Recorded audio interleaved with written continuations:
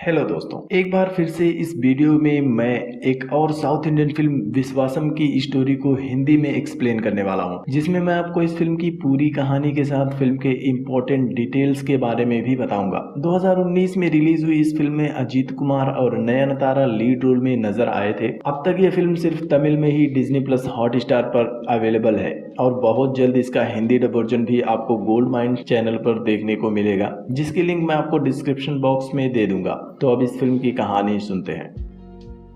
इस कहानी की शुरुआत होती है कलेक्टर ऑफिस से, जहां दो ग्रुप के बीच त्रिविजा फेस्टिवल को मनाने और ना मनाए जाने को लेकर पंचायत हो रही थी। अब जिन लोगों को त्रिविजा फेस्टिवल के बारे में नहीं पता, उनको बता दूं कि तमिल संस्कृति में इस त्योहार को अप्रैल के महीने में मनाया जाता है, जो कि लगभग एक महीने का होता है, जिसमें पहले 15 दिन तक मीनाक्षी और सुंदरेश्वर जी की शादी को सेलिब्रेट किया जाता है और फिर अगले 15 दिन में मदुरई में अलागार कोइल नाम की एक जगह है, जहां तक यात्रा करके इसे सेलिब्रेट किया जाता है। इसके डिटेल्स के लिए एक लिंक मैं आपको डिस्क्रिप्शन में दे दूंगा। स्टोरी पर वापस आते हैं।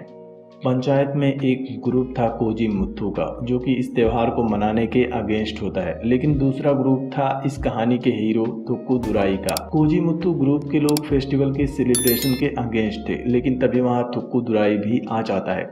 उसे देखकर कोजी मुत्थु सहित उसके सभी लोग डर जाते हैं और फेस्टिवल सेलिब्रेशन के लिए मान जाते हैं। दरअसल तुक्कू दुराई एक राइस मिल का मालिक है और गांव का अच्छा आदमी है, जिसकी सभी लोग इज्जत करते हैं। गांव के 300 परिवारों को दुरई अपना परिवार और रिश्तेदार मानता है और अच्छाई का साथ देने के लिए हमेशा किसी से भी लड़ने के लिए तैयार रहता है, इसलिए आसपास के लोग उससे बहुत प्यार करते हैं। अगले सीन में हम देखते हैं त्रिविजा फेस्टिवल का सेलिब्रेशन चल रहा होता है, जहां एक रस्म के दौरान शादीशुदा जोड़ों को आगे आकर रस्म पूरा करने के लिए कहा जाता है, लेकिन तुक्कू दुराई का 10 साल पहले ही उसकी बीवी से झगड़ा हो गया था। इसकी वजह से उसकी बीवी निरंजना उसे छोड़कर मुंबई चली गई थी। तुक्कू दुराई उस रस्म का हिस्सा नहीं बन पाता, इसलिए गाँव और उसके परिवार के 300 लोग बहुत दुखी होते हैं। गाँव की एक बूढ़ी औरत उसे अपनी बीवी निरंजना से समझौता करके उसे मनाकर गांव वापस लाने के लिए कहती है। गांव वालों के कहने पर तुक्कू दुराई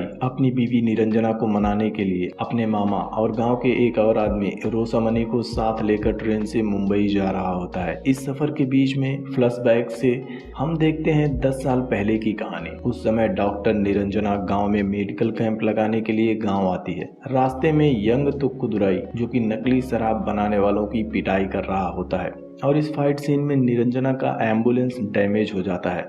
निरंजना उसके खिलाफ पुलिस स्टेशन में कंप्लेंट कर देती है।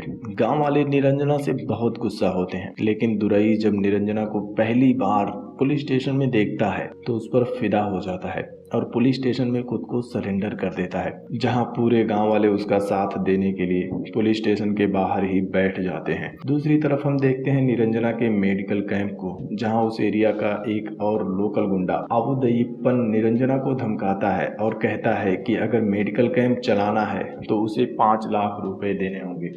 गांव का ही एक और आदमी निरंजना को बताता है कि अगर वो दुरई के खिलाफ कंप्लेंट वापस लेकर उसे जेल से बाहर निकलवा देती है तो कोई भी गुंडा उसे परेशान नहीं करेगा। मजबूर होकर निरंजना कंप्लेंट वापस ले लेती है और अबुदयिप्पन से फाइट करने के बाद दुरई मेडिकल कैंप को अपने राइस मिल पर शिफ्ट कर लेता है, जिसके बाद कई दिनों तक मेडिकल कैंप उसके राइस मिल के पास ही चल रहा होता है। इस दौरान निरंजना और दुरई दोनों एक दूसरे से प्यार करने लगते हैं।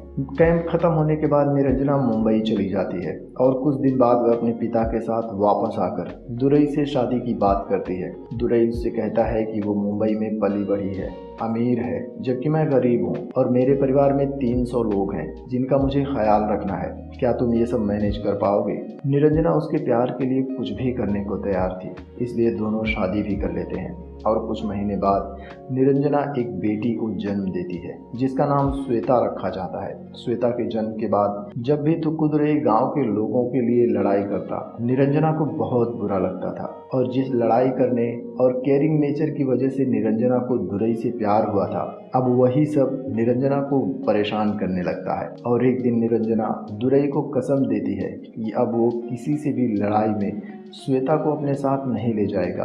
कुछ दिन बाद निरंजना श्वेता को दुरई के पास ही छोड़कर मुंबई चली जाती है और जिस दिन निरंजना वापस आ रही थी, थुक्कुदुरई अपने मामा और श्वेता के साथ स्टेशन पर निरंजना को रिसीव करने के लिए जा रहा था। उसी समय अबुदैपन और कोजीमुत्तु अपने साथियों के साथ दुरई पर हमला कर देता है, जिसमें श्वेता के गर्दन पर गहरी चोट लग जाती है। वो लोग श्वेता को लेकर हॉस्पिटल जाते हैं और हॉस्पिटल में निरंजना दुरई से कहती है कि अब वो श्वेता को लेकर मुंबई जा रही है और यही उसका आखिरी फैसला है, और अगर दुरई कभी भी उससे मिलने की कोशिश करेगा तो निरंजना मर जाएगी। अब कहानी वापस प्रेजेंट में आ जाती है, जहां हम देखते हैं दुरई को, जो अब मुंबई में निरंजना की फार्मा कंपनी निरंजना फार्मास्यूटिकल्स की ऑफिस में जाता है, जहां निरंजना उसकी तरफ देखने से भी इनकार कर देती है, जिससे कि दुरई को बहुत तकलीफ होती है और वो वहां से स्पोर्ट्स एकेडमी चला जाता है, जहां उसकी बेटी Shweta national junior 100 metre race की प्रैक्टिस कर रही होती है। दुरई दूर से ही उसे देखने के बाद अगले दिन गाँव जाने के लिए स्टेशन चला जाता है। दूसरी तरफ हम देखते हैं श्वेता को, जो गाड़ी से ड्राइवर के साथ घर जा रही थी, लेकिन तभी उस पर बाइक से आकर कुछ लोग हमला करने लगते हैं। श्वेता यह बात फोन पर निरंजना को बताती है। निरंजना को लगता है कि यह हमला थुक्कुदुरई ने किया है,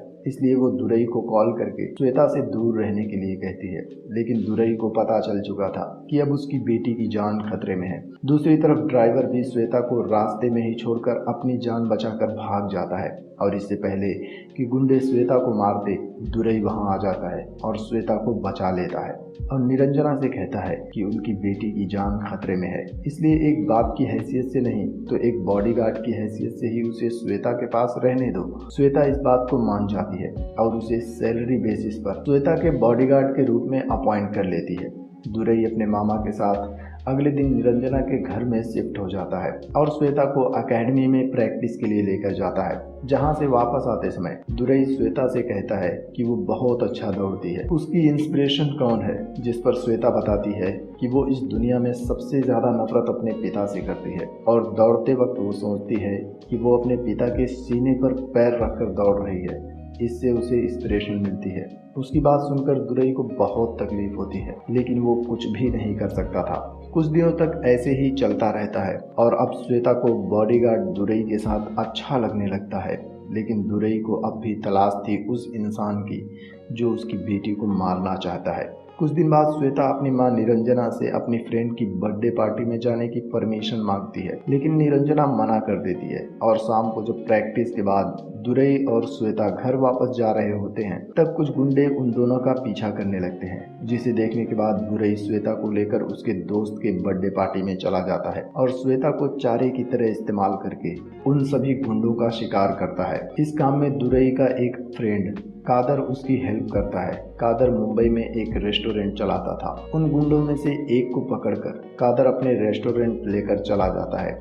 इधर दुरई श्वेता को घर छोड़ने के बाद रेस्टोरेंट आ जाता है और उस गुंडे को टॉर्चर करने के बाद उसे पता चलता है कि उसकी बेटी के ऊपर हमला करवाने के पीछे स्काईलाइन एक्सपोर्ट्स और कई सारी मल्टीनेशनल कंपनी का मालिक गौतम का हाथ है। दुरई स्काईलाइन एक्सपोर्ट्स की ऑफिस जाकर फायर अलार्म बजा देता है, जिससे कि ऑफिस में अफरा तफरी मच जाती है और इसी दौरान वो लोग गौतम को किडनैप कर लेते हैं और उसे लेकर कादर के रेस्टोरेंट आ जाते हैं, जहां दुरई गौतम को धमकाकर उसे श्वेता से दूर रहने के लिए कहता है, लेकिन गौतम उससे कहता है कि तुमने ये सब जो कुछ भी किया है तुम्हें उसका खामियाजा भुगतना होगा, क्योंकि हारना मुझे पसंद नहीं है।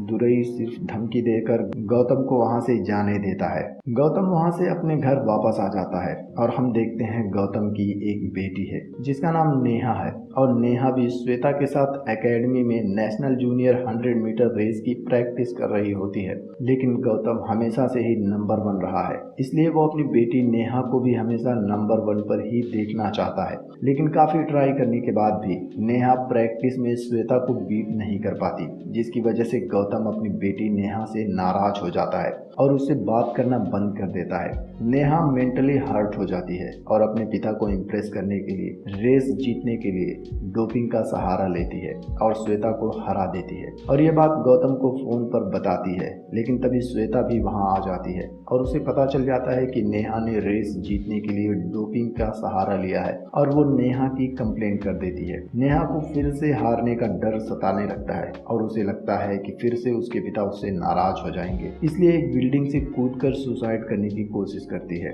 लेकिन उसकी जान बच जाती है और वो पैरालाइज्ड हो जाती है। हॉस्पिटल में उसकी हालत देखने के बाद गौतम कहता है कि जिसकी वजह से उसकी बेटी की यह हालत हुई है वो उसे जिंदा नहीं छोड़ेगा, इसलिए अब वो श्वेता को मारना चाहता है। कहानी वापस प्रेजेंट में आ जाती है, जहां हम देखते हैं कि हॉस्पिटल में डॉक्टर गौतम को बताता है कि उसकी बेटी अब पैरालाइज्ड हो चुकी है। उसके हाथ और पैरों ने काम करना बंद कर दिया है और इसे ठीक होने में कम से कम 3 महीने का वक्त लगेगा।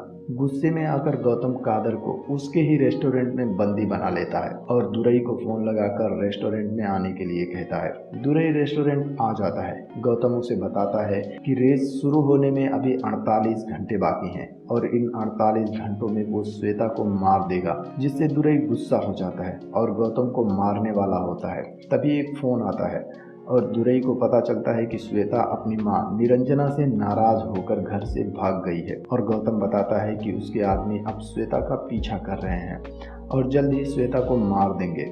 दुरई वहां से निकलकर श्वेता को ढूंढने लगता है और एक जगह पर उसे श्वेता मिल जाती है, जहां गौतम के गुंडे भी मौजूद थे। दुरई उन सब की जबरदस्त धुनाई करता है और श्वेता को लेकर घर वापस आ जाता है और उसे समझाता है कि उसे उसकी मां की बात माननी चाहिए। अगले दिन श्वेता और दुरई जब एकेडमी के बेसमेंट में पार्किंग में होते हैं, तभी वहां निरंजना भी आ जाती है। दुरई और निरंजना जब उसके कोच से बात कर रहे थे, तभी गौतम के गुंडे फिर से श्वेता पर हमला कर देते हैं और उसे कार से कुचलने की कोशिश करते हैं, लेकिन दुरई बीच में आकर श्वेता को धक्का देकर उसे बचा लेता है, लेकिन खुद कार से टकरा जाता है, जिसकी वजह से उसे बुरी तरह से चोट लग जाती है। दुरई को हॉस्पिटल में भर्ती करवा दिया जाता है। अगले दिन रेस होने वाली थी, लेकिन निरंजना श्वेता की सेफ्टी के लिए उसे विदेश भेजने लगती है और जब वो लोग एयरपोर्ट पर जाते हैं, तभी दुरई भी वहां आ जाता है और श्वेता को लेकर स्टेडियम आ रहा होता है। तभी श्वेता उससे कहती है कि वो नेहा को भी अपने साथ स्टेडियम लेकर जाना चाहती है और वो लोग नेहा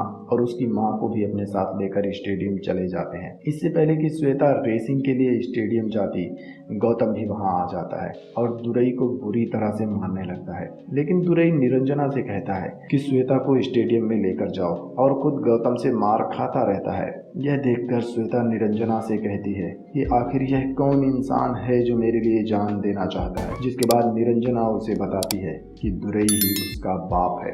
यह सुनकर श्वेता के पैरों तले से जमीन खिसक जाती है।